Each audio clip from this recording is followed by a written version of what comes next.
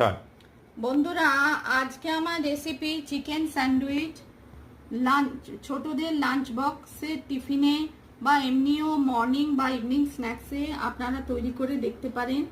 চিকেনটা প্রথমে ভালো করে ধুয়ে নুন, গোলমরিচ গুঁড়ো, পরিমাণ মতো জল দিয়ে প্রেসার কুকারে সেদ্ধ করে নিলাম।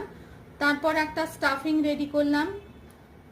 গ্যাস জেলে রিফাইন অয়েলে পেঁয়াজ রসুন দিয়ে চিকেনটা দিয়ে বিভিন্ন মশলা যেমন গোলমরিচ গুঁড়ো, নুন, তারপর গরম মশলা, চিকেন মশলা, একটু জিরে গুঁড়ো, শসা, গাজর, মেয়োনিজ নেড়ে চেড়ে একটা স্টাফিং তৈরি করলাম। একটু ধনে পাতাও দিয়েছিলাম টেস্টের জন্যে। তারপর সেটা ঠান্ডা করে স্টাফিংটা আমি দুদিকে মাখন লাগিয়ে নিলাম ব্রেডে। আর ওভেনটা, স্যান্ডউইচ মেকারটাকে প্রিহিট করে রাখলাম, মানে আগে থেকে গরম করে রাখলাম। স্টাফিংটা ভরে 4 মিনিট বেক করলাম, মানে তৈরি করলাম স্যান্ডউইচ মেকারে চিকেন স্যান্ডউইচ।